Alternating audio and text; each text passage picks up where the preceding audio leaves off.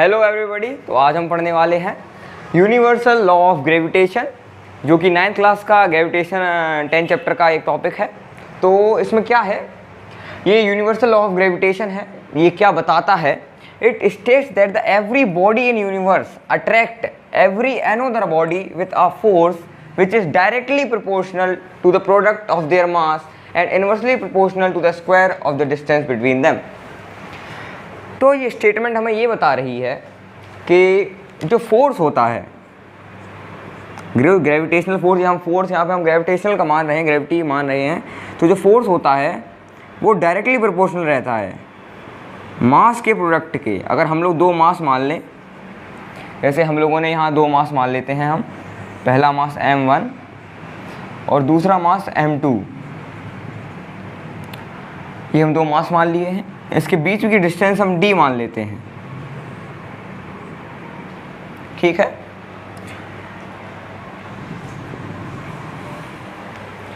तो जो फोर्स होता है वो मास, जो दो मास होते हैं उनके प्रोडक्ट, उनके जो मल्टीप्लिकेशन के डायरेक्टली प्रोपोर्शनल रहता है। अगर मास बढ़ेंगे तो फोर्स बढ़ेगा, अगर मास घटेगा तो फोर्स भी घटेगा। ये होता है आपका मतलब डायरेक्टली प्रोपोर्शनल का। और जो फोर्स है वो that is inversely proportional to the square of the distance between them. जो फोर्स है वो इनवर्सली प्रोपोर्शनल है डिस्टेंस, जैसे distance between the two object उसके स्क्वायर के इनवर्सली प्रोपोर्शनल है। मतलब कि अगर डिस्टेंस बढ़ेगी तो फोर्स कम हो जाएगा, और अगर डिस्टेंस कम होगी तो फोर्स ज़्यादा हो जाएगा। It is inversely proportional and directly proportional. आपने 8th क्लास का टॉपिक है, ये आपने पढ़ा होगा। ये हम लोग इक्वेशन के नाम दे देते हैं, दो इक्वेशन बन गई हैं। अब हम लोग उसको कंबाइन करेंगे इक्वेशंस को।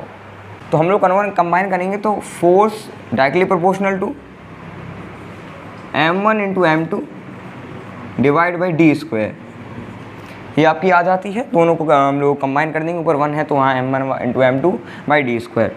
और जब हम प्रोपोर्शनैलिटी का साइन हटाते हैं तो हमें कोई ना कोई कांस्टेंट लेना पड़ता है फिजिक्स में। तो हम यहाँ पर जो कांस्टेंट है वो g होगा, capital G into m1 m2 by d square. यहाँ पर आपको NCERT में r स्क्वायर भी मिल जाएगा कहीं कहीं।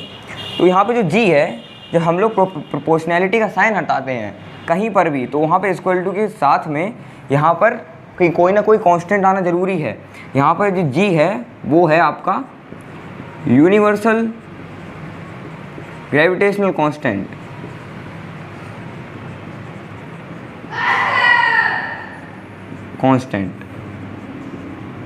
जिसकी वैल्यू आपकी 6.67 इंटू 10⁻⁻11 न्यूटन मीटर स्क्वायर पर केजी स्क्वायर है।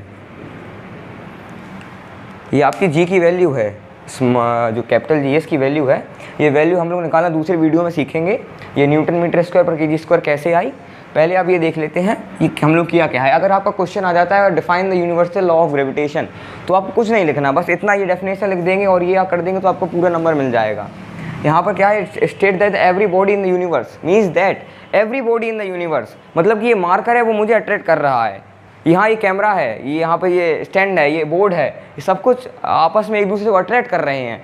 और किस फोर्स से कर रहे हैं? जो कि उनके मास के डायरेक्टली प्रोपोर्शनल है। अगर मास ज़्यादा होगा तो क्या होगा, फोर्स ज़्यादा होगा। और उनके डिस्टेंस के इन्वर्सली प्रोपोर्शनल है। अगर डिस्टेंस ज़्यादा होगी तो फोर्स कम होगा। समझ रहे हैं? तो यही आप लिख देंगे। तो इसके बाद आपको यहाँ पर डिड्यूस करना है फॉर्म। क्या लिए आप इक्वेशन, ये आप यहाँ पे directly proportional to the product of their mass लिख देंगे, force equal to m1 into m2 पहली इक्वेशन। फिर inversely proportional to the square of the distance between them, तो 1 बाई डी स्क्वायर करके सेकंड इक्वेशन डाल देंगे। उसके बाद कंबाइन करके प्रोपोर्शनैलिटी का साइन हटाकर यहाँ पर g जो कांस्टेंट मानेंगे वो 6.67 इंटू 10⁻11 न्यूटन मीटर स्क्वायर पर केजी स्क्वायर है। इसको लगाकर अपन लोग कर देंगे तो इससे आपको पूरे नंबर मिल जाएंगे। Thank you. ऐसी वीडियो को देखने के लिए बने रहें हमारे साथ।